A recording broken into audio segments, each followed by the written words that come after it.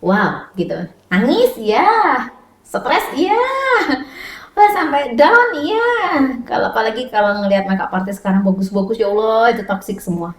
Gue kerja di makeup artist itu kebanyakan gue nggak jadi diri gue sendiri, Panca. Gue harus senyum, gue ngobrolin apapun yang klien ingin dengar.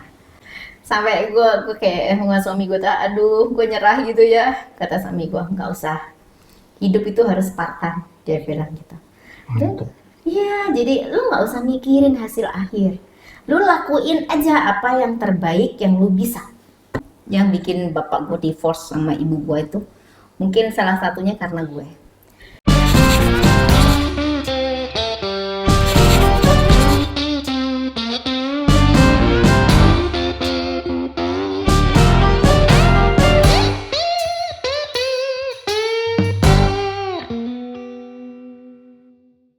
Mbak Ratna, Kaget aku. Bisa nggak sih di amalannya tuh nggak usah bikin orang spot jantung, udah cuma gue takut sama kamera, udah malu mau nggak gitu. apa-apa ya, ke saya. Oh iya iya iya, lu cakep sih Pence. Jadinya gue ngeliat lu aja. Oke, so. Mbak Ratna MUA di Bandung. Gimana ceritanya, Mbak? Kenapa bisa jadi MUA gitu? Iya. Gue dulu itu kenalan dulu dong. Iya, boleh. Hai, hari ini aku Lagi ada di kos. Lili Sari. Ceritanya aku dicongkel dari rumahku sama dia. Nggak boleh jadi inem terus katanya. Tadinya kan susah. Terus, Mbak, kapan ini bisa waktunya? Gini-gini. Iya, aku gini. Saya juga memaklumi karena rumah kita kan jauh ya. jauh, di ujung dunia. Mau belain ini. Gue di ujung sono gitu ya. Gue belain sih ya. Dulu gimana sih, Mbak? Ada ketertarikan apa ke make up? Jadi gue dulu sebenarnya tuh nggak seneng banget sama makeup. Lu tahu sendiri kayak gue kayak gimana, preman abis. Dari kita dulu zaman kita pergi, lu dari zaman Yopi masih kurus nggak sih? Kayaknya nggak pernah kurus ya dia. Ush, dulu Pernah ya? lagi zaman gue masih setipis ini kan, lu masih nemuin gue nggak? Lagi zaman yang gue badan gue masih triplek tipis nggak ya? Pernah dulu. Aku mulai itu 2009. Oh ya, harusnya ketemu sama gue yang lagi masih Iya, ngetes. masih Setengah lelaki gitu. masih berambut pendek Ya botak gitu ya kan. dengan warna-warninya. Itu masa lalu. Jadi gue dulu emang nggak demen makeup, Pencet. Gue tuh lebih demen rambut. Gue lebih seneng stylish. Dari mulai segala macam jenis rambut gue seneng. Mau diapain gue nggak pernah nyerah. Pokoknya orang dengan kekurangan yang gimana pun gue mah happy ngerjainnya. Jadi berusaha semaksimal mungkin hairdo dulu. Jadi gue ngelamar di Yoyong pun, gue ngelamarnya hairdo karena gue nggak pede dengan makeup gue. Gue di Surabaya udah belajar makeup, cuman gue nggak berani ngejual makeup gue ke Yoyong. Yang lucu lagi, lu tau gak? Gue ngelamar di Yoyong itu tahun 2000. Ya gue pacaran sama laki gue. 2000. Ya, jadi gue pacaran sama laki gue. Terus gue masih kerja di Surabaya, yaitu di Alek. Nah, gue izin seminggu buat main ke Bandung karena gue mau merit kan. Jadi gue cari kerjaan dulu gitu. Nah, pas udah seminggu di Bandung, gue masih belum nemu kerjaan. Habis itu gue sama laki gue tuh diajakin, yuk kita lewat bandara. Dia bangga karena dia emang kerja di Bandung, udah kerja duluan di Bandung kan. Jadi dia mau kasih tahu gue, pamer nih ada bandara di tengah kota gitu. Lewatlah depan Yoyong. Dan gitu, gue bilang ke laki gue, stop. Nah, itu semua barang gue udah di mobil, gue udah mau balik ke Surabaya. Jadi gue bilang, stop dulu. Ada salon lumayan, kayaknya gue nyobain ngelamar. Itu saat itu juga gue ngelamar. Jadi gue bilang ke Yoyong, saya dari Surabaya. Saya ya lumayan top stylish lah Surabaya. Pede banget gue mau. Oh ya? Iya. Terus? Yoyong, soalnya kalau nggak gitu dia nggak akan melihat gue. Ya. Jadi gue harus bener-bener apa sih yang dia bisa lihat dari gue gitu. Ya, yang aduh lagi nggak butuh dia bilang deh, yakin nggak mau trial saya bilang gitu. Wow. Yoyong lah, seorang Yoyong lagi itu kan lagi naik daun pisan kan. Iya, pada masa itu gila. Terus udah gitu kata Yoyong ya, oke, dites, tes, dan gue membawa trik-trik yang saya rasa di tempat Yoyong belum ada lagi waktu itu. Jadi dia langsung, oke, kapan lu mau masuk? Dia bilang, tahun depan kok kalau jadi kawin. Ini anak.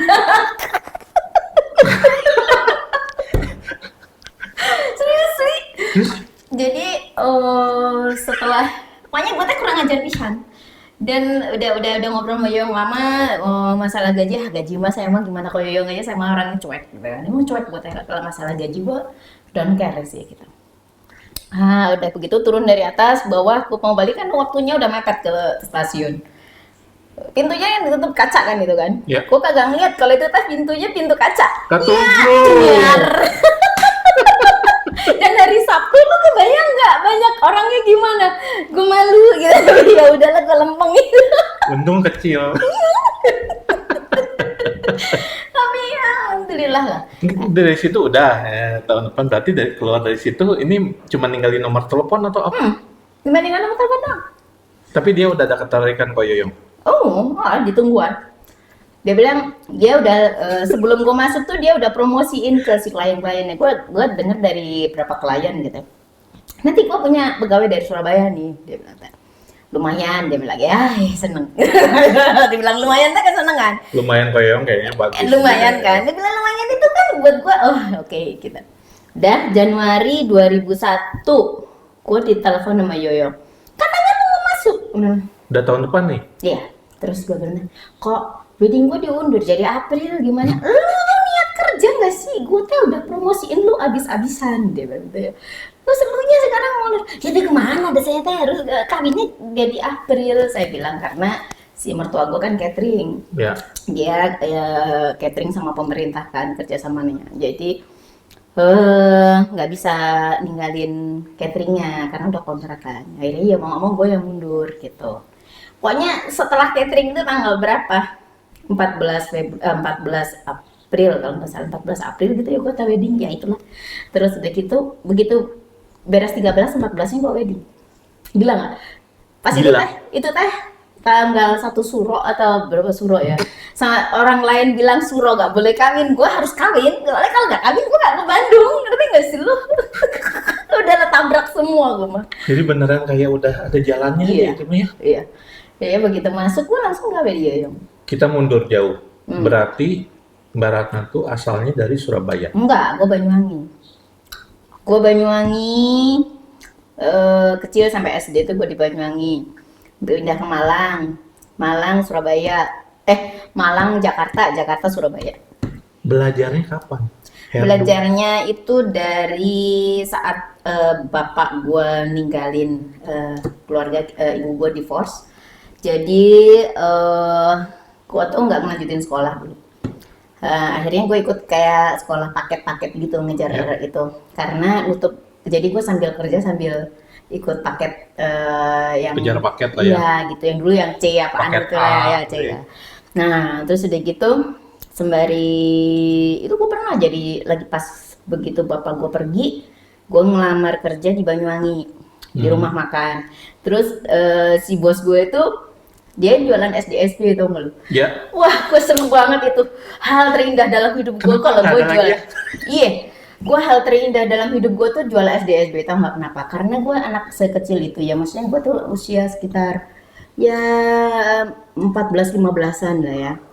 Jual kalau nggak salah ya segituan lah. Berapa ya? Lupa lah.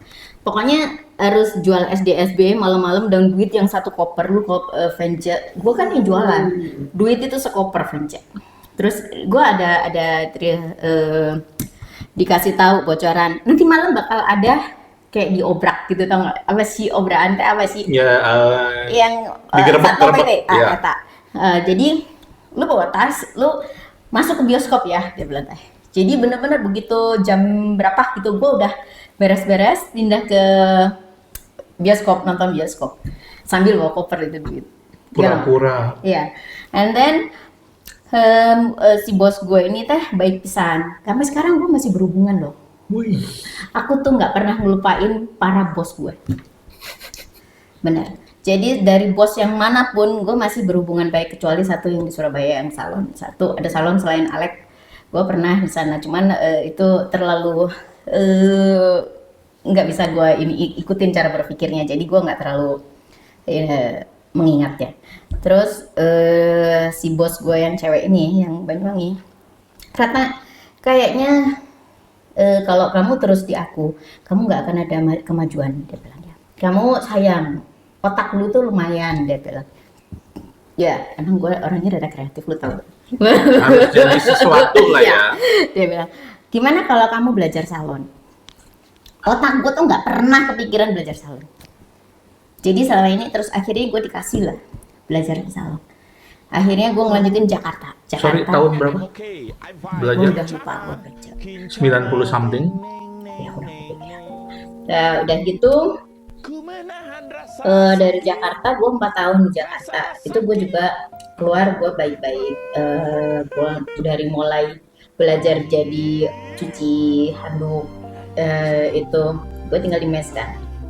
Tapi gue di otak gue teh ya, gue harus pinter, gue harus pinter, gue harus pinter. Meskipun gue mulai dari nol, gitu tau gak? Diajarin gue semuanya, dari mulai styling, facial, itu semua gue bisa semua. Dari bakal melihat kan kalau zaman dulu. Iya, melihat dan diajarin praktek. Nah, jadi gue bisa ngeriting, bisa rebonding, bisa ngecat, bisa facial, bisa segala macam. Gue gunting pun bisa sebenarnya.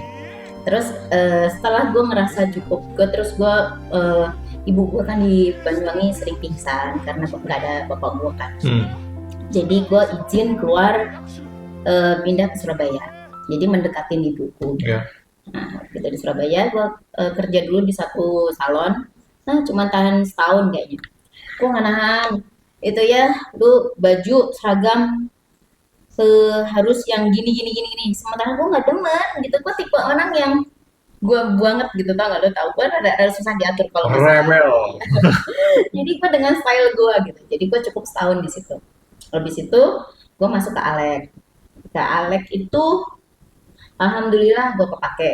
Selain pekerjaan gue juga lumayan gitu. Bertahan berapa tahun ya di Alek ya? 4 mungkin ya. Jadi megang stylist di situ. Habis itu kenal suami gue. Nah, setelah kenal suami gue, LDRan kan, dia kuliah di Malang, gue di Surabaya. Udah gitu dia beres kuliah, dia ke Bandung. Jadi dia bilang, Dibawa. iya ke Bandung, itulah ceritanya. Sampai sini, sampai saat ini, dan gue gak pengen pindah dari Bandung. Keluarga tapi masih ada di Banyuwangi ada kakak, ibu mah masih sering bolak-balik, mertua Surabaya. Jadi setiap tahun gue pasti mudik. Gitu ya. Itu pokoknya lumayan dari belajar ya. Berarti dimodalin sama bos yang dulu, lu belajar ke Jakarta, pindah lagi, udah jadi something nih di Surabaya. Belajarnya gimana? Kan harus ngikutin tren. Dari majalah kah? Atau dari apa? Ya kita kan kalau seandainya salon zaman dulu mah nggak seperti sekarang, Femja. Nggak seterbuka sekarang. Kalau dulu kan lu kayak ngeblow, terus itu ya vakum patternnya ya gitu-gitu aja, gitu kayak ngeblow ya blow harus begitu gitu. Styling ya harus gitu yang segede setan, gitu yang sasakannya bener-bener padat. Gua rekor gua nyasak bisa tahan 14 hari.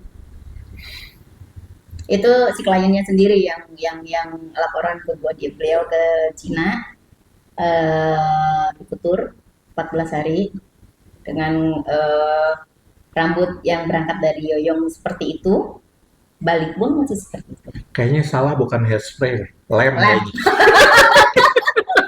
Itu rekor gua 14 hari. Bener-bener. Tidurnya gimana itu klien? Gini dalam berdiri. Tidur, terus sama beliau cuma hanya dicongkel gitu, balik lagi bagus lagi. Wow. Itu sama apa lagi ya? Rekor gua seminggu make up gue nggak dihapus sama beliau lagi acara di Malaysia. Ini beda klien lagi. Jadi Ratna gue mau make up buat event di Malaysia, tapi seminggu. Gimana caranya? Kemudian ibu-ibu ini kan fashion ya. Jadi saya cuma bilang, ibu cuma cukup bawa lem bulu mata, eyeliner. Kalau foundation kan biasanya ibu-ibu kan punya sendiri, pasti semua punya lah ya. Jadi kalau seandainya mau dihapus, paling bagian bedaknya aja. Matanya, alisnya, semuanya on point. Sampai balik lagi beliau masih ngomong lagi karena masih oke kan? Ya pintar. Itu sih yang buat gue jadi lebih kayak tertantang gitu. Make up. Oh iya, gua itu gara-gara make up itu berani ngajuin make up, jadi make up artis itu lagi di Yoyong. Jadi kan Ih, dulu, jauh loh dari Herdu iya, tiba-tiba. dulu Yoyong itu cuma ada satu make up artis, asistennya. Dan Begitu, Koyoyong ya, sendiri. begitu asistennya keluar, kita itu ditanyain, ada yang mau lanjutin nggak ini? Kalau nggak ada, beliau nyari orang luar gitu. Terus akhirnya gue sama satu temen gue kita cobain. Terus karena gue kan sebenarnya sudah pernah les, jadi ya akhirnya kepilih. Begitu gue dilepas ya, gue kayak udah liar langsung. Dia tahu aja sampai segini. Berarti sempet di Yoyong ini tuh Megang rambut setahun. megang rambut setahun, dari situ mulai ke make up. Make up, jadi gue make up dan rambut. Ada pilihan. Oh, mau sama siapa? Koyoyong atau sama Mbak Ya, Ratna? dulu Jadi kan, bye. mm, Wow, berani sih karena gue tuh ya tipe orang yang ngulik. ya nggak bisa berhenti di situ, Benzer. Terus berkat di Yoyong juga gue teh bisa ngerasain kayak dia kan bikin baju Sweet Seventeen, bikin apa, Yes. terus gue berkembangnya jauh banyak berkembang itu di Yoyong. Jadi gue bisa bikin aksesoris, gue bisa masang detail-detail baju yang di luar nalar. Kalau kalau Sweet Seventeen kan di luar nalar kan. Betul, modelnya macam-macam. Itu banyak kan biasanya kerjasama antara gue sama Ko Yoyong. Yuk kita mau bikin apa? Oke.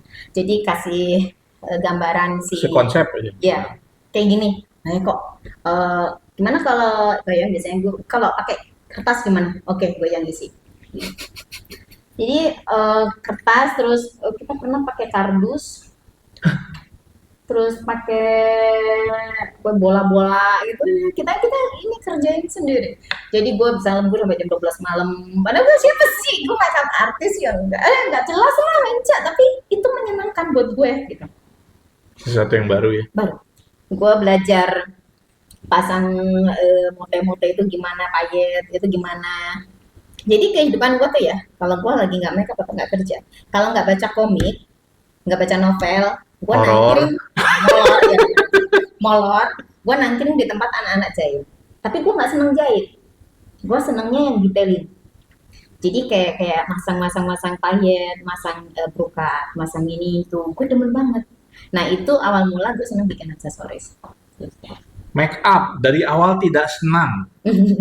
Ujuk-ujuk jadi make up artis.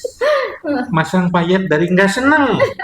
Bikin aksesoris. Apa yang bikin maunya gitu? Hmm, Selain ini. enggak Vincent. Bukan duit gue. Malah gue teh yang gue pikirin karena gue terlalu bosen dengan aksesoris yang sama. Jadi kayak lu model rambut kayak gini, make up kayak gini, terus mikir aksesorisnya apa ya? Kan gue dulu pegang wedding kan. Ya, Gue bosan banget kalau cuma crown gitu dong. Gue sampai sempat izin ke Rinaldi. Kalau boleh nggak crownnya aksesorisnya sama gue ditambahin brokat-brokat, gue tambahin apa. Jadi lucu gitu. Jadi nggak yang itu terus kan. Rinaldi kan mehong, Bo. Jangan dulu, Bo. Dan kalau itu terus kan orang lihat juga bosen kan. Jadi gue izin dulu ke Rinaldi dulu. Boleh nggak kalau gue tambahin brokat? Nggak ngerusak dah. Nanti habis itu bisa dicopot lagi. Kata Ratna, seneng. Jadi sejak itu gue berkembang, gue jadi mulai beli aksesoris baru, gue hancurin semua, gue rangkai ulang. Jadi mahal, mahal. ya bukan Rinaldi, Oh, bukan kirain yang Rinaldi, bukan, bukan. Jadi dari kayak yang beli di Cina atau beli di Surabaya, itu dia ada yang jual aksesoris gitu. Sama gue dihancurin, gue potongin semua, sampai jadi serpihan-serpihan. Wah, Sakit lagi semua. iya, demen banget gue. Ya pernah inget nggak ada satu momen di mana lagi kita priwet di mana tiba-tiba Mbak Ratna bikin crown dari bunga dan dari dahan. Ya gitu soalnya kayak kadang kepepet kan, the power of kepepet. Udah sampai handbike itu yang susah kan gue bikinin yang dari kertas itu mulai dari handbike Sepatu belum ada yang namanya sepatu teh ditempelin kertas, ditempelin aksesoris gitu. Belum ada, belum ada aja. Sekarang kan semua udah dikasih mata-mata, permata, Yes. apapun. Dulu mah nggak ada. Gue bikinin semua jadi satu set. Harusnya masih ada di Instagram gue itu. Si mulai handbooknya, yang pegangannya, crownnya, semua itu gue jadi satu. Gue konsepin, oh kok ini teh lucu loh, diginiin. Oh ini lagi nih, besok gimana lu? Karena gue dibebasin, ngerti nggak sih? Gue dibebasin, gue menggila. Jadi bebasin karena kalian juga percaya. Kayak yang teh membebaskan gue teh, sok lu berkarya. Jadi gue selama di situ tuh gue hampir nggak pernah namanya berantem sama Yoyong. Gue pegawai tapi nggak pernah namanya dimarahin dia iniin. Cuman Yoyong satu-satunya bos gue yang nggak pernah marahin. Dari sekian banyak bos, meskipun gue punya ide, punya apa, kan gue tipe orang yang gue nggak seneng berantem, Venture. Iya. Mau sama laki gue, anak gue, bos gue nggak pernah berantem. Jadi kalau bisa diobrolin, kenapa harus ribut gitu. Yes. Jadi gue hampir nggak pernah berantem dengan siapapun, makanya gue pecinta damai. Makanya kayak eh terus terakhir itu dari situ gue yang sedih itu saat gue diisuin mau keluar dari Yoyong, padahal selama itu gue nggak ada kepikiran sama sekali mau keluar dari Yoyong. 2 tahun sebelum gue keluar itu. Hello, welcome to my YouTube channel, guys. Today I am going to make a new video, so please whatever. Please I want to reach 1 million likes, so please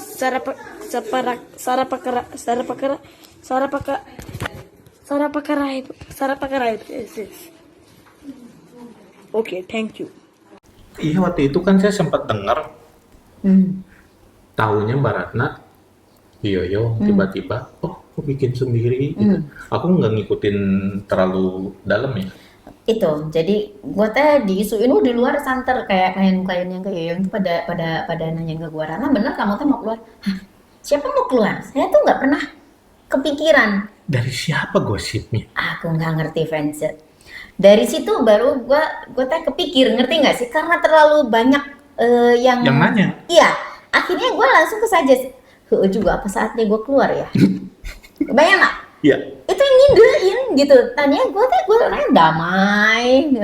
Lu percaya? Gue gaji gue setiap bulan, gue kagak pernah lihat buku gue, catatan buku gue. Gue dapat gaji berapa? Kagak pernah. Rincian berapa? Kagak pernah. Kok atur ya semua. Gue mah, lu kasih gue duit udah cukup. Jadi bukunya buat apa, Ratna? Dia bilang ya sok aja buat pembukuan. Jadi begitu dikasih buku, gue balikin lagi. Nggak mau cek dulu, Mbak. Temen gue dicek satu persatu, hari ini apa, kemarin apa. Gue don't care. Gue percaya lu, gue bilang. Bisa bilang loyal lah ya. Bukan, menurut gue duit bukan segalanya, Penca. Gue enjoy di Yoyo. Oh ada lagi, gue bilang kan lagi dulu awal-awal pas perjanjian gue masuk ke Yoyong, kok gue kerja cuma 5 tahun loh ya, abis 5 tahun gue keluar loh ya, dan itu kejadian. Mungkin karena ada omongan itu jadi Nah, gue sempat mau keluar, yang pas 5 tahun persis gue keluar, gue sempat ngamar di Anata. Terus Yoyong nanya ke gue, Ratna, jadi lu mau masuk mana? Gue tuh baik-baik. Jadi gue sama Yoyong masih ngobrol aja, nggak masalah gitu kan. Ya. Gue emang track record gue kan Ya, dengan udah pahit-pahitan siapapun. di Iya, depan. iya. Jadi, lu mau kerja sama siapa? Yang terdekat aja lah kok. Anata paling. Lu yang bener, dia bilang, Tanya, lu dari gue loh. Dia bilang, kenapa lu nggak nyari yang lebih grade-nya lebih tinggi dari gue? Dia bilang gitu. Terus, iya juga ya kok. Jadi gimana kok? Ya kemana nih? Dia bilang, ya udah nggak jadi keluar. Gila nggak? Padahal gue udah nggak masuk seminggu sih ya, gitu teh. Terus jadi akhirnya masuk lagi.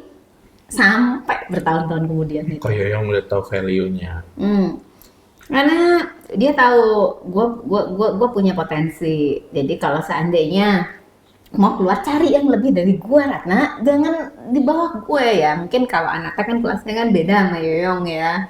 Ya bukan mau ngejelekin Anata, enggak. Tapi kalau ngelihat kan kalau Yoyong kan ada bagus pengantin apa, dan itu passion gue di situ gitu loh. Iya. Kalau gue masuk ke Anata berarti gue nggak akan main di situ lagi gitu.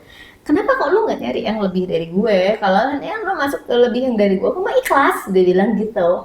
Terus ini gimana dong kok? Ya gimana lu? Dia bilang ya udah nggak jadi keluar gue. Terus Ya udah kerja lagi. Biasa berapa lama? lagi. Sampai 4 tahun yang lalu baru keluar itu. Baru keluarnya 4 tahun lalu ya. Gila. Jadi gue sebelum pandemi setahun kali ya, gue keluar. Itu gue rada terpuruk karena gue pertama kali gue freelance. Gue nggak selama ini nggak pernah freelance, semua disediain sama manajemen. Betul. Lu mau make up semua sudah ada jadwalnya, ininya, apanya. Sementara begitu gue keluar, gue nyari sendiri, jual diri gue sendiri. Gue sempet kayak, aduh ini gimana ya? Gue banyak nanya ke temen makeup artist, ke Fedia, ke Mariana. Gimana sih freelance itu? Kayak gue nggak ngerti loh gitu dong. Bener-bener, gue buta. Gue tua di make up, tapi gue buta masalah freelance gitu. Terus alhamdulillah setahun gue keluar, gue punya gateway itu kan. Dari situ gue mulai harga diri gue mulai naik nih. Ini kayak nggak bisa ngebayangin kalau gue punya studio sendiri gitu ya. Jadi wah gitu.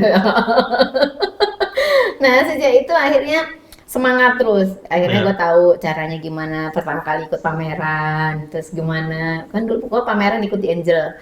Semua yang beresin Angel. Tapi pada akhirnya gue harus bisa berdiri dengan kaki gue sendiri. Terus nyobain ikut pameran sendiri, ngurus sendiri, ini sendiri. Dan gue tiba pada titik yang sekarang itu venture, gue nggak bersyukur. Saat semua orang pada bilang, lu teh apa sih? Kalau nggak naik daun teh apa namanya? Turun Iya, daun. ya, bukan deh. Jadi kayak jatuh gitu loh, udah nggak ini lagi dibanding dulu dia Yong. Tapi salah, menurut gua. Justru ini teh gua lagi bangga sama diri gua sendiri. Gua punya studio gua sendiri, gua ngegaji di gua sendiri, gua nyari klien sendiri. Ini teh puncak karir gua menurut gua ya, gitu tau nggak? Dia Yong emang gua bisa make up, wah banyak banget. Tapi itu by Yoyong, di bawah bendera Yoyong. Ya. Ya kan. Sementara gue pas gue keluar itu gue ngangkat bendera gue sendiri, jual nama gue sendiri gitu. Ini ya, wow gitu. Nangis ya, stres ya, wah sampai down ya. Kalau apalagi kalau ngelihat makeup artist sekarang bagus-bagus ya Allah itu toxic semua.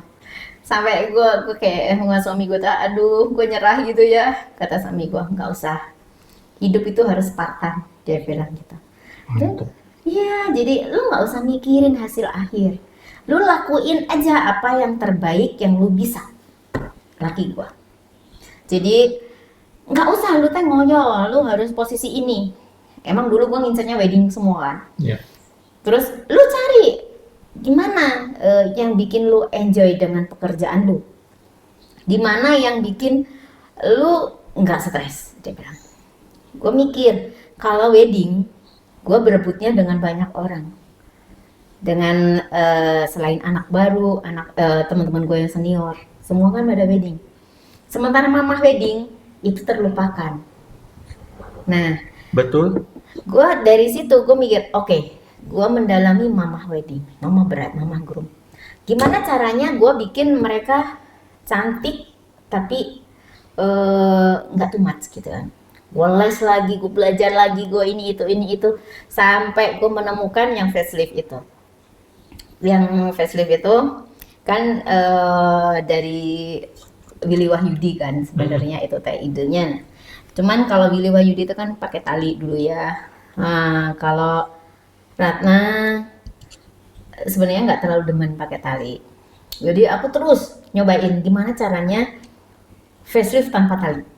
Wah tiap hari gue nyobain venture trial and error, nyobain ini itu. Kalau pas ngerjain klien dan gue ngerasa nggak puas, gue balik nangis, muntah-muntah, stres kan gue. Sampai segitunya. Segitunya gue, begitu ngulik. Nah sampai gue akhirnya menemukan, waduh bahagianya Ternyata pas hari hanya nggak seperti yang kan, beda wajah beda kasus. Model mungkin bisa begini, tapi Betul. begitu ke klien nggak bisa. Itu yang diri gue sih yang bisa tahu. Jadi setiap kali gue berhasil atau gagal, gue teh langsung efeknya luar biasa.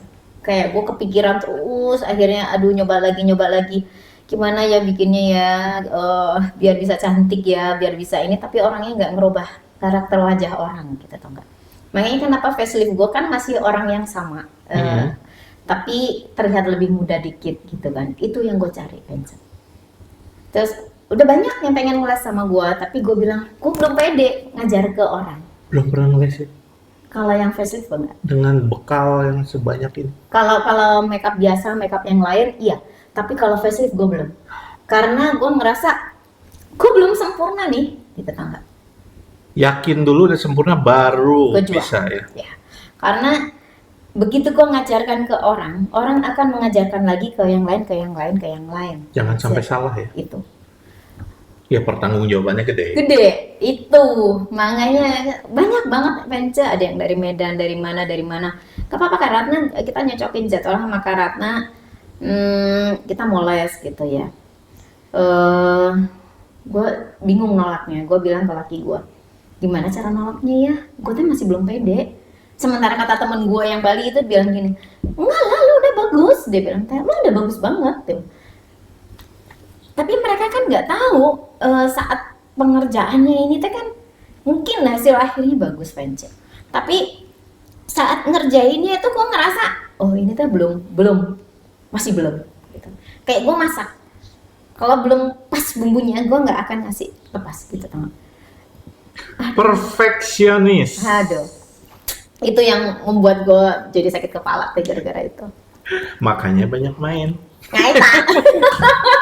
Yang aku tahu tuh waktu semenjak kenal ya, oh ini Mbak Ratna asisten gitu. Dan kalau ke Yoyong ada yang baik, aku Yoyong, Mbak Ratna gitu doang.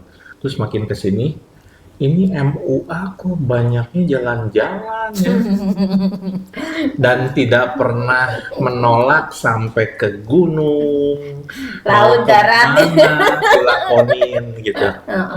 Karena gue seneng. Gue kalau udah terjun di situ fans, gue pengennya total, apapun itu maksimal. Yang gue kerjakan itu semuanya itu pakai hati. Jadi kalau gue nggak mau, gue nggak akan ngerjain. Daripada gue setengah hati ngerjainnya. Sampai keluar Ratna si bolang. Ya udah lah ya. Lu kagak tahu, gue pernah cedera ini di Santorini. Jadi sama si Angel Indigo. Jadi kita kan, gue orangnya terus selalu semangat banget kan gitu. Jadi Ratna geber-geber kayak lu gak tahu aja. Geber-geber, iya gue langsung lari buat gitu. Terus ternyata kaki gue kan itu kan di Santorini pas kering kan. Ya. Jadi ada rumput-rumputnya teh yang berantakan gitu, nyangkut lah kaki gue, gubrak gitu bener. Ini sampai gue gendong berapa hari? 14 hari. Patah. Dislokasi. Dislok aja. Tapi kan dislok di Santorini kan gue berapa lama ya? 2 minggu kan di sana. 2 minggu di Santorini. Jadi itu klien berapa ya? Terus udah gitu balik langsung ke Labuan Bajo kan. Jadi belum sempat dibenerin itu lengan. Di Labuan jalan-jalannya. Di Labuan Bajo kan biasanya kita kalau break itu kita jebur kan. Orang lain jebur kok gendong tangan kan nggak asik ya. Jadi gue lepasin itu gendongan, ikut jebur. Pengalaman pertama ke luar negeri nih untuk seorang putri dari Surabaya ke Bandung, tiba-tiba Mbak ikut aku ya ke luar negeri. Nah, Malaysia. Gimana ceritanya itu? Malaysia itu pertama kali sama Sondiar. Iya. Sondiar itu jadi klien pertama, anaknya Dukomsel, ingat banget.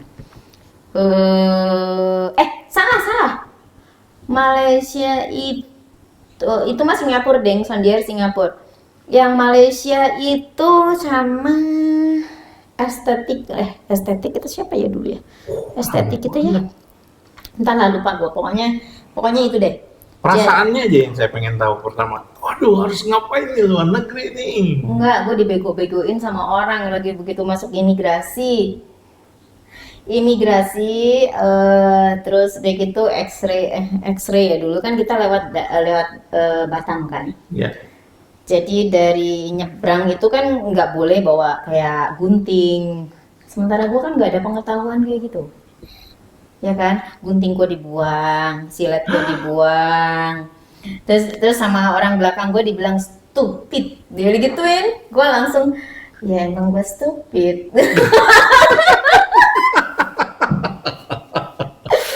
tahun berapa inget nggak? Oh, entahlah. 2000 ya, 2000-an ya. 2010 atau 2016 12-an lagi dulu apa gitu ada ya. Kalau itu beneran gue sakit hati, tapi ya gimana deh, emang Dan emang nggak tahu. Itu pertama Akhirnya di sana beli kali. Lah. untuk semuanya. Iya, itu ke daerah Genting, dekat-dekat Genting di sana loh itu. Kita jadi bener-bener di atas banget kan, bukan di kota. Ya susah juga nyari, mungkin harus nyari juga. Ya, terus abis itu baru si Sondiar yang Singapura itu. Habis itu baru Yoyong Ready Fashion Show di Malaysia.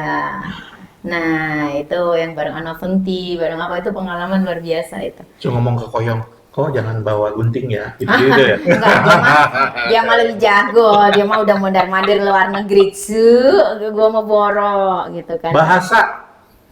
Bahasa gue, Inggris gue jelek, tapi karena gue orangnya mau belajar, jadi paling enggak gue nggak akan kelaparan lah. Gue pengen tahu gelagapannya pertama ke Malaysia gitu. Aku mau jajan ini, ngomongnya gimana? Enggak, karena dia kan Melayu kan. Ya, Jadi karena Melayu gue pede. ya. Begitu Singapura itu modar. Bahasa tubuh ya. Iya, enggak. Yang lebih lucu lagi saat kita ke Cina sama Angel. Itu bahasanya kan Cina semua. Kita sampai mau beli Coca-Cola. Ya Coca-Cola dia nggak ngerti Coca-Cola. Nggak ngerti Coca-Cola teh apa. Akhirnya kita buka Google Map. Kita kasih lihat. Oh, Coca-Cola. Dan terus gue kan Muslim gue lebih sulit makan Cina kan. Akhirnya Angel, iya kan Cina kan banyak sapi pink gitu kan. Terus udah gitu Angel juga takut kan jajan sembarangan. Akhirnya kita berdua tuh cuma makan jagung rebus, tau nggak? Selama pemotretan dari pagi sampai sore itu ya, kita di sini jagung rebus. Udah gitu mahal lagi jagung rebus teh. Ya, makanya kita berdua gitu kan ngeri. Lu nggak tahu itu daging apa? Bisa aja daging anjing lu dijual. Nggak tahu. Kayak kita di pedalaman. Terus yang bodor lagi WC-nya yang Iya. Pasti nggak ada pintu. Itu bener-bener yang Shock culture lah ya. tapi seru. Gue mencintai traveling tuh bener-bener luar biasa. Iya, sampai ada ini Mbak Ratna ke Perancis sudah kayak ke WC. Jepang paling. Jepang mah jangan bilang sama saya pengalamannya kan. Iya, yang mematikan. Itu mah bener, itu terakhir gue ke Sama Jepang. Martin di kereta tuh ya. Ya, Martin, Ciai. Ciai Ada Ciai nggak sih? enggak ikut. Oh, nggak ya? Cuman saya, Martin, sama satu lagi siapa ya? Ya, yang Gultom. tapi kayaknya Gultom ikut main karena yang ke klinik tuh saya, Martin, iya. siapa gitu. Iya. Gue nemu duit tuh itu. Hah? Gue nemu duit 1.000 yen di itu di pagar yang gue habis bayar kan. Terus kita keluarkan. Iya. Terus kita lagi masih lu ngobrol ngerokok dan lalala ketawa-ketawa gara-gara gue di PCR yang disogrok etak yang gue sampai muntah itu kan. Terus gue teh ya masih ngelanjutin ngerada nek gue di deket situ, tau nggak, gue ngeludah deket-deket kayak ini nih pagar yang tanaman rumput-rumput itu. Terus gue ngeliat duit 1.000 yen. 1.000 gede. Gue ambil lah. Gue kan bukan orang Jepang ya. Kalau orang Jepang kan duitnya dibalikin kan. Ini gue habis bayar dokter mahal cuy. Jadi gue begitu nemu 1.000 yen, ya gue ambil lah. Masa enggak? Ya maaf ya orang Jepang, udah gue mah gitu. Karena gue butuh duit sini, gue nggak kerja di Jepang. Ya itu belum kerja, udah harus pulang Oh kan. iya, makanya cuman gue beli JBL doang balik kambing. Terus tapi itu buat gue suatu pengalaman, Vence. Gue kan selama ini nggak pernah sendirian di Jepang kan. Nggak pernah namanya naik kendaraan umum sendiri, nggak pernah kan. Biasanya selalu sama Angel. Semua diberesin sama Angel, gue tinggal ngekor. Nah begitu gue sekali gue pergi itu, alhamdulillah gue jadi pede. Oh ternyata Jepang tidak seserem yang gue pikir gitu, karena Iya. masih ada tulisan-tulisan itu. Gue sempat kesasar sekali lagi arah ke bandara itu. Jadi harusnya kalau kereta arah bandara ke sini, gue ambilnya yang ke sini. Gue cuman kelewat satu Kebalikan. stasiun, gue turun, gue balik lagi ke sana. Naik kereta yang berikutnya lagi. Pengalamannya ada yang menarik yang tidak bisa dilupakan? Paling nggak Santorini sama Jepang sih, itu yang sangat Itu luar biasa. Santorini yang tangan. Jepang yang aduh diingat selalu. Enggak. Ada di Bali. Gua keracunan. Jadi kita teh belanja di satu supermarket. Kita beli kayak makanan Jepang gitu sih. Kayaknya badan gue lagi capek. Jadi itu kita mencret dari pagi awal make up gue sampai gemetaran gini, Vence. Gue make up teh udah kayak pucat pasi gitu, tapi kan gue punya tanggung jawab. Jadi gue make upin beres, habis make up gue muntah, mencret, terus udah gitu balik kerja lagi. Pokoknya keracunan aja entah gimana. Oh si kliennya Angel itu kalau nggak salah dokter, dikasih tahu beli ini obat ini, gel itu benar. Kayaknya gue sering hampir mati kalau lagi pas gitu-gitu teh. Kayaknya aku merasa jantung laki gue itu ya ada 7 kayaknya. Balik teh istrinya yang habis kecelakaan lah, habis inilah, habis itulah. Dan dia ngasih gue izin pergi lagi dengan senyum, itu luar biasa gak sih? Nggak semua lelaki begitu loh.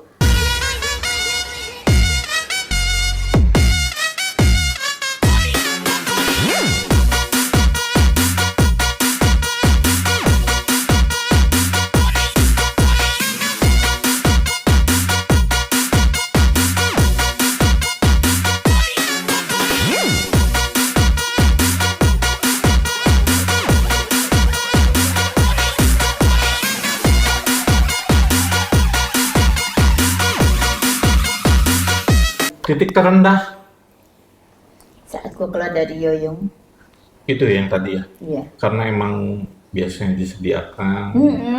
Tiba-tiba gue harus berjuang sendiri. Tapi udah ada modal kan waktu itu kan. Alhamdulillah. Jadi gue tipe orang yang ya kayak gue ngelewat ke Gateway gitu ya. Kan dulu kan belum kepikiran di Gateway ya. Paling cuma yang mikir kapan ya gue ada di situ ya. Kan saudara Ki gue ada yang beli 1 unit di situ gitu ya. Keren ya di Gateway ya. Keren banget, gue mah nggak mungkin lah gitu. Ternyata gue sekarang ada di Gateway. Tuhan itu mendengar doa-doamu. Itu harus percaya, Vence. Makanya gue nggak pernah, gue selalu belajar bersyukur, ikhlas, tapi itu susah banget. Dan terus berusaha. Tapi itu susah banget. Cuma teori doang. Bukannya yang barat aku di dekat KBP? Rumah gue. Oh ini unit juga? Enggak, unit gue nyewa, bos. Oh nyewa. Enggak, gue laki nggak pernah ngasih gue beli itu apartemen. Iya. Soalnya daripada beli apartemen, mending landing house. Yes. Dan alhamdulillah kemarin sudah tak dilupakan landing house-nya. Dari gue nggak punya apa-apa, Vance. Dari kita cuman ngontrak di Cipedes yang jalannya rumahnya tuh tingkat ke jurang gitu. Sampai alhamdulillah sampai hari ini gue ada ya punya berapa rumah yang buat anak gue nanti masa depannya masing-masing sudah punya. Dan gue beliin ibu gue, tapi nggak tahu kayaknya nggak akan ditempatin, yang barusan kemarin beli deket adik gue soalnya. Gue pikir dengan gue beli satu lagi, nanti kalau ibu gue pengen deketin adik gue ada rumah di situ. Yang sekarang ibu gue tempatin itu di belakang rumah gue. Jadi yang rumah gue Juragan. enggak, bukan juragan. RSSS kok. Tenang, RSSS kan belum beres gue ngomongnya. Ada waktunya naik. Tapi alhamdulillah Fece, paling tidak kerja keras gue selama ini sama suami itu ada hasilnya gitu loh. Jadi nggak cuman kita perantau tapi kere juga kan nggak boleh gitu. Kita harus jadi sesuatu. Ya nggak bisa dibilang kere juga ya, karena kan tiba-tiba pada saat COVID kemarin yang lain lagi telungkep, jaga-jaga semua, ada satu posan yang keluar lagi di Nepal. Lah ya sama beda. Lu jangan bahas itu. Ada apa dengan gunung? Awal-awal saya cuma ngeliat Rinjani. Oh oke lah. Saya nggak mampu, tapi dia udah ke Rinjani. Tiba-tiba keluar foto di es. Nggak gini Fence. Aku dikasih second life dari yang dari yang DB Jepang yang mau mati itu. Nah, sekarang dikasih second life. Aku punya keinginan apa sih dalam hidup ini yang aku suka? Aku kerja kayak kuda Fence. Jalan jam 1 pagi, jam 2 pagi, jam 3 pagi, don't care. Beres malam lagi, nggak masalah. Tapi aku juga harus ngasih reward ke diri gue sendiri. Apa sih yang gue suka? Itu pertama kali. Jadi gue cari dulu, terus apa sih kesukaan gue? Dari mulai gue cobain para layang sudah, panjat tebing sudah, ikutan nyobain diving udah, terus ternyata gue paling demen ke gunung. Walaupun semuanya itu gue masih seneng, tapi favorit gue tetap gunung gitu. Di situ gue bisa menemukan kedamaian. Gue ngobrol sama orang yang gak gue kenal. Ngobrolannya tuh beda ya, yang ringan-ringan aja. Sambil ngopi, makan pisang goreng. Ya gitu lah. Itu yang gue cari sebenarnya gunung. Bukan puncaknya yang gue cari. Puncak itu Prosesnya. bonus. Itu. Jalannya, lihat pemandangan, apa ngobrol ngalor ngidul, kecapeannya, value-nya, ininya, bla bla bla bla blanya. Tapi dari semua hal itu yang gue paling demen adalah saat ngecamp dan ngobrol sama para guide dan porter. Iya. Jadi ngobrolnya ketemu orang baru. Terus kita pernah nge-rescue di Rinjani. Jadi pas gue berangkat sendiri dengan porter dan guide, kita ketemu anak-anak muda. Jadi mereka mungkin perlengkapannya nggak komplit karena gue manusia yang terbiasa prepare. Jadi gue selalu bawa sepatu tuh ada 2 atau 3 biasanya gue bawa. Yang si anak ini mau summit dengan pakai sendal jepit. Gue bilang jangan, pakai ini aja. Ini gue baru beli, ya bukan sepatu mahal. Gue bilang tapi cukup lah buat nganterin lu ke puncak sampai turun lagi masih oke. Gue kasih gitu. Itu fatal tuh. Iya. Soalnya gue ngerasa, gue ngeliat mereka tuh kayak anak-anak gue nggak sih, gitu tau nggak, anak ABG gitu. Ternyata mereka tuh dokter di Sembalun, di klinik Rinjani, khusus buat pendaki. Jadi dari situ gue banyak kenal senior-senior yang di sana, di Rinjani, gara-gara anak-anak ini gitu. Jadi gue nge-link sama A, B, C, D, E, F, G, dan itu membuat gue tuh ya, hidup itu lebih berwarna. Yes. Gue kerja di makeup artist itu kebanyakan gue nggak jadi diri gue sendiri Panca. Gue harus senyum, gue ngobrolin apapun yang klien ingin dengar. Sementara gue kalau ke gunung, gue ngobrolin apa yang pingin gue ngomong. Mau gue ngomong yang A, B, C, D, E, F, G, mereka juga don't care karena nggak kenal gue siapa. Ya nggak sih gitu. Jadi sejak saat itu sih gue jadi kayak ketagihan, kayak setahun itu gue butuh ya paling tidak sekali sih naik gunung. Paling tidak, tapi ternyata selama ini gue udah 8 atau 10 ya yang gue koleksi ini ya, stiker gunung. Koleksinya udah punya yang jagoannya satu, yang lain ngejar aja. Kalau Nepal itu emangnya kiblatnya para pendaki, fans. Betul, dan sudah ada di situ Mbak Ratna. Iya, itu Tuhan yang kasih bonus Pence. Tapi itu buat minta izin ke situnya itu, lobbynya harus nanti gimana, ini gimana, wah suami gue kan takut karena denger cerita Everest atau Betul. Himalaya itu kan nggak semudah itu. Sementara gue siapa sih? Gue emak-emak pemula gitu, tau nggak? Terus gue berhasil meyakinkan sama suami gue, tenang, dimanapun gue berada, gue mah tidak pernah ceroboh. Padahal kata cerobohnya parah. Gila, padahal itu bagus banget ya kalau fotonya nggak cuma bendera loh. Di belakang Gunung Everest itu lagi make up. Yang di make upin Soko Water. ada gitu. Tapi gue selama ini pengen, gue kan sebenarnya demen kebaya, tapi karena badan gue bentuknya udah belendung-belendung kanan kiri yang nggak lucu itu, jadi gue pengen dulu sama teman-teman gue satu geng pengen ke gunung pakai kebaya. Ternyata teman-teman gue nggak bisa pergi semua kan. Akhirnya gue pas yang Nepal itu gue bawa kebaya. Pakai kebaya ngelangkahnya juga susah, Mbak. Enggak dong, kan sekarang mah pinter kita mah. Cara pakai kainnya kan bisa diakalin. Jadi gue dalamnya pakai legging lagi. Jadi kainnya kita bisa setting, model yang bisa dicincing gini, bisa ketakilan gue. Kan gue mak monyet. Balik ke MUA. Hmm. Jadi selama ini udah berjalan ya, masih udah normal lah dari COVID ya. Nah, alhamdulillah. Untuk start from, bisa tahu nggak?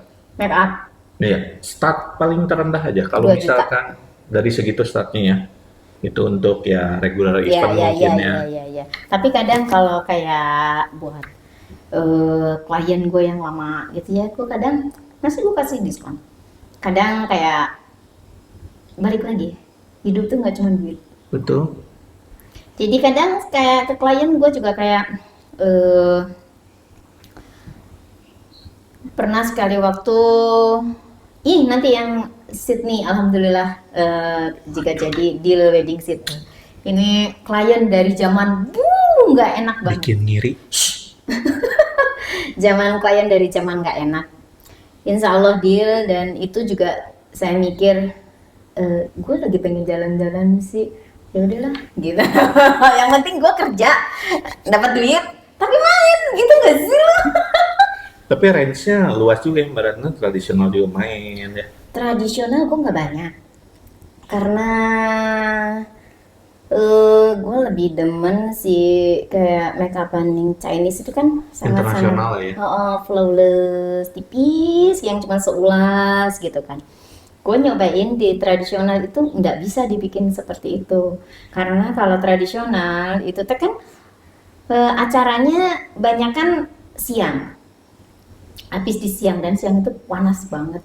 Jadi butuh foundation yang tahan badai, yang bener-bener covernya itu luar biasa. Jadi akhirnya tebel kan. Sementara gue teh demennya yang bener-bener yang kayak ada antara ada dan tiada gitu foundationnya. Jadi bener-bener tipis banget. Sekarang aja gue jarang pakai airbrush, karena gue lebih demen kayak yang kulit, pengen kelihatan kayak kulit asli gitu kan enggak. Jadi bener-bener ringan gitu. Tapi yang ngeluarin produk yang bisa setipis itu harganya gak bisa murah, Vence, barang-barangnya. Ya itu yang perlu klien tahu juga ya. Iya, jadi kayak gue kan kayak foundation aja. Gue sebelum, kalau yang rate-nya mamah-mamah yang kayak pengen yang bagus tapi flawless gitu ya, kosmetiknya juga nggak murah, Vence. Makanya kenapa gue nggak bisa murah. Kalau gue bisa kalau seandainya, gue mikir ya, gue bikin second line gitu ya. Enggak juga, karena kita ngomongin kan bahan, Mbak, kalau ini. Bahan tuh emang sudah tidak bisa diotak-atik. Dan gue udah cinta sama satu ini produk ya. Jadinya gue mau beralih ke yang lain tuh susah, Vence, gitu, tau nggak? Gue udah menjiwai si ini gitu kan. Di lain bahan, skill juga. Iya, jelas sih ada harga, ada rupa. Iya itu. Makanya, tapi alhamdulillah klien gue kebanyakan pada ngerti sih. Ya. Jadi kayak iya sih, ini produk emang bukan produk yang ece-ece. Ini kosmetiknya kosmetik sultan, dia bilang gitu. Gue aja kagak mampu beli, Ratna. Adanya sebagian bilang gitu. Cuman terus yang lucu lagi, Vance, karena lu teh jual makeup lu seharga gini, kenapa baju lu kok tas lu gitu-gitu aja? Lah saya makan nggak demen yang gitu kan. Ini buat beli ini. Iya. Buat beli kosmetik itu yang mahal. Enggak, gue lebih kembalikan lagi kepada klien sih. Jadi emang gue ngeret harga mahal, tapi gue saving sebagian dananya itu buat next gue beli ini produk lagi, ngerti nggak sih? Satu satu serumnya itu 12 juta kan? Gila. Ya mahal sih ya. Make Gue up. harus gimana? Mau jual gimana, masa harga segitu terus gue jual 2,5 juta, ya nggak bisa dong. Iya, itu mah jadi ngasih aja. Tapi kebanyakan nggak gitu juga. Kadang kalau gue demen sama klien kayak asik orangnya, jadi kadang gue suka Ya. bonusin gitu ya. Iya kan, karena itu selalu gue bawa kan. Jadi beliau ngambilnya yang jasa gitu, tapi orangnya menyenangkan. Ya udahlah, gue Kita juga bonusin. mau ngasih ya. Jadi lu nggak usah jangan nawar, karena aku emang bukan bukan bukan apa ya, buat memperkaya diriku sendiri, enggak. Hmm. Tapi itu bener-bener aku kembalikan lagi buat klien gitu, tau nggak? Ya. Jadi kayak kosmetik gue kasih yang bagus, kayak gue siapin kayak kuas-kuas gitu yang sekali pakai yang ini. Jadi kayak ada beberapa kuas tertentu itu emang khusus buat sekali pakai. Jadi kan sebenarnya aku demen kayak gitu-gitu sih, Venture. Bagus sih. Gara-gara pandemi juga kita jadi lebih Ya, harus steril. steril, bener. Gue buat beli tempat steril aja yang sekarang segede kulkas gitu. Ya emang kulkas sih, tapi dibikin steril. Kulkas jadul, tau nggak? Kulkas jadul. Jadi gue kalau steril, Yang apa yang ada UV light itu. jadi gue kalau mau steril, gue nggak usah keluarin satu persatu. Jadi sama kopernya langsung. Dush. Kalau dulu kan gue beli di Angel kan yang kecil-kecil, yang large sama small kan. Tapi yang small itu biasanya dulu gue bawa-bawa. Sekarang gue taruh di studio. Yang satu lagi itu di rumah, yang L itu ya bisa, cuman gue harus ngeluarin dari koper gue satu gitu kan. Yang gue beli lagi berikutnya karena gue mikir, aduh kelamaan itu wasting time banget kalau gue keluarin satu-satu. Gue beli lagi yang segede kulkas, Primpus, dan kulkasnya juga. Gue kira Kulkas. itu, iya bentuknya kulkas biru yang jadul, yang vintage gitu, tapi dalamnya UVC. Bagus ngulik. Iya, mahal tapi Vance, kulkas gitu aja. Mau nanya. Apa? Dulu kan nih berangkat dari hairdo ya, bisa dibilang dua dunia ya. Pentingkah MUA Ngerti hairdo? ngerti hairdo? Yes. Karena aku tipe makeup artist yang komunikasi langsung sama klien. Bukan hairdo gue ya, komunikasi gue. Jadi biasanya kliennya nanya, kalau bajuku kayak gini, hairdo-nya digimanain? Mau aksesorisnya apa? Balik ke konsep. Iya. Terus gue one stop service. Gue kasih masukan, gue pengennya gini, aksesorisnya gue bikinin modelnya gini, asal gue bisa lihat foto bajunya. Dan pertanyaan saya dari dulu, perlukah harga hairdo itu tinggi? Perlukah harga hairdo tinggi? Tergantung kelasnya. Karena kan kita seimbangkan, kalau misalkan kayak make up aja hairdo-nya memble, tetap aja make up-nya nggak akan ngangkat. Ya, untuk itu kenapa gue selalu les lagi. Gue bisa hairdo. Tapi untuk ngasih tahu orang hairdo, gue harus punya skill. Betul. Jadi gue punya skill di hairdo. Itu udah gak usah diragukan, karena gue dulu pegang hairdo-nya wedding di Yoyong berapa tahun kan. Yes. Tapi gue saat ini kan gue harus ngikutin lagi yang terbaru. Jadi memang gue nggak bikin hairdo, nggak ngerjain hairdo, tapi gue belajar hairdo, gimana orang hairdo jadi bagus. Jadi gue bisa komplain ke orang hairdo, tolong dong lu bikinin gini. Kalau lu nggak bisa, gue bisa lo bikin. Itu. Ya. Jadi kenapa makeup artist menurut gue, please belajar hairdo. Ya kan selama ini banyaknya tuh Nggak ada hairdo, rebutan hairdo. di nomor 2 kan, yang penting ada. Nggak bisa. Nggak bisa kan? Nggak bisa. Gua ngedidik dedek gua itu dari bener-bener, gue tuh jahat banget. Gue kalau ngasih tahu orang, gue tuh nggak bisa halus. Jadi kalau gue ngajarin lu mau pinter, ya lu harus siap gue denger gue ngoceh wae gitu, tau nggak? Karena menurut gue itu belum bagus, benerin lagi gitu. Jadi Tapi sampai sekarang ini gue udah cukup puas dengan hairdo gue gitu tau.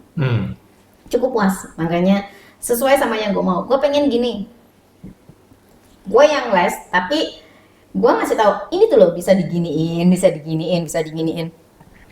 Dan kebanyakan gue yang beli kayak alat bantunya gitu karena gue demen hairdo kan. Jadi gue nggak bisa ngerjain hairdo tapi gue demen itu perintil-perintilannya gitu tau nggak. Jadi gue beli wig yang buat tambahan itu, terus perintil-perintilannya gue beli lagi ya, tapi yang make dede gue, tapi gue seneng belinya gitu tuh. Dede berarti hairdo ya ini? Hairdo. Emang dulu juga dia dioyong kan.